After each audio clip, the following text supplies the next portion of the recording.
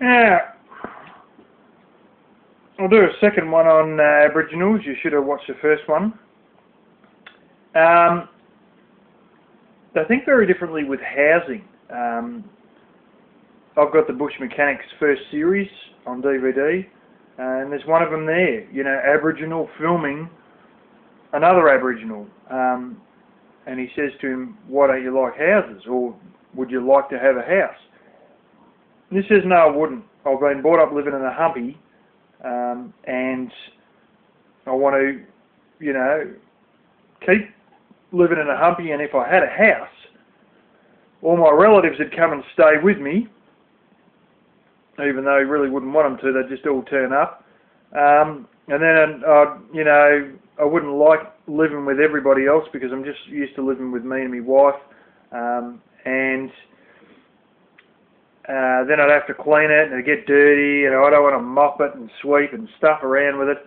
And he said, I brought up in a humpy, and I always like humpy living, and that's the way I want to continue, you know, forever.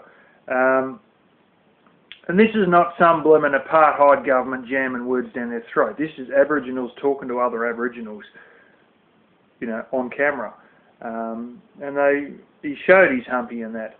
And in How Low Can You Go 5, I explain how you make humpies and the different designs of humpies. Yeah.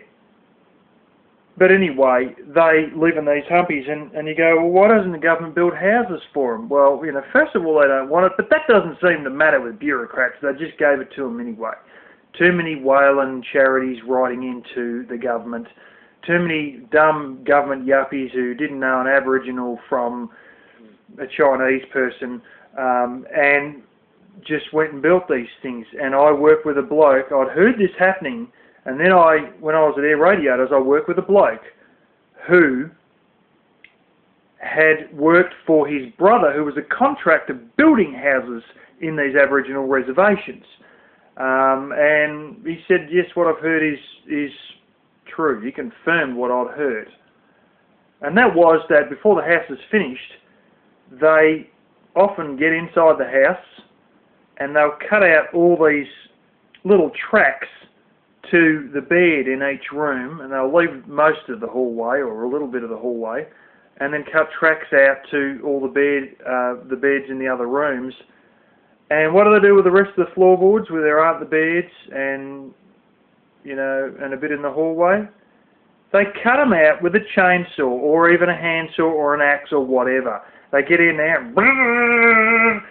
and cut them out. And if you ask them why, mate, that's bloody good kindling and it's going to waste, mate. I can use that for the fire, you know? They're using it for firewood because it's a waste of good wood, according to them. You know, I've seen another one was they had these Aboriginals who way out in an area that was just, they said to call it remote was an understatement. It was thousands of miles from even the Northern Territory state capital, let alone the West Australian one, and it was right in Western Australia but very close to the Northern Territory border, I think. Anyway, there were a few people who dealt with Aboriginal affairs stuff in the government and all that, and it sort of begs the question why they aren't living on bush tucker, and they probably were in a large degree, but the transport cost to this area meant that one potato, I can get a kilo of potatoes, which is like 2.2 pounds, I think, of potatoes for $1 or maybe $2. They were getting them $1 or $2 per individual potato, purely transportation costs to send it to Mars, which was essentially how far out they were. They might as well been on Mars. What did the government do to help them out? Well, the almighty Australian government and all its bloody hopeless lack of knowledge decided that what they would do was they would cut them a break and give them subsidies on their electricity bill and their phone bill. Well, that's sort of funny because they wouldn't have been on the grid anyway, and if they had had a phone, if they even had one at all, it would have been satellite. But they didn't have the power connected worth a shit. I mean, this is the crap you get from city bureaucrats trying to help Aboriginals who have got no clue what it's like when you live several thousand miles from anywhere out in the middle of the bloody desert. Yeah. But you get a lot of this stuff, and a lot of people, oh, why don't you help me out? Why don't you help me? Why don't you do it? Well, in actual fact, the current Prime Minister, Tony Abbott, on his holidays off, his time off, he used to go and help them. And that never got much media attention because they're too busy bagging him out for everything else. But, you know, some of the reasons that I don't think they should receive a whole stack of help is basically because there's been too much bloody white interference to begin with. And they'd probably go a lot better off if we just left them alone. And that's the crux of it, really. You know, every time we help them, we're jamming white man's culture or white man's way further down their bloody throat, which just makes things worse for them because they lose more of their culture, their society falls more to shreds, and then we turn around and go, geez, look, it's getting even worse. We've got to help them even more. So then we give them more welfare money, and it just gets worse and worse and worse. And now they're not only into alcohol, they're also getting into marijuana big time as well. Not terribly surprisingly. Some of them are also getting into speed. I think they might be. I don't know if they're taking it orally or injecting it, but all I know is it's bloody bad. You know, and it's something to more or less be ashamed of. That, you know, I don't feel that ashamed of it myself because I know a lot of it's been brought on by people who want to help but don't understand them. And, you know, it's unfortunate that it's gone this way, but this is white interference into a culture that is really not set up to be white. I'll tell you about the Stolen Generation. The Stolen Generation, I knew a member of the Stolen Generation personally. As a kid. He was a preacher. He used to come from another town. And, you know, he used to come and have lunch with us and that often on Sundays and that after church. And, yeah, he was a lovely man. Cedric Jacobs was his name. And he's still out there. And hello if you know him or you are him. And, yeah, they bought him a car. The church, and anyway, he was driving this car, and he always used to be grating the gearbox, and he said, oh, I'm no good with, you know, like, and I was only a kid, so I said, what, white man's technology? And he goes, yeah, that sort of thing. He just didn't have the knack of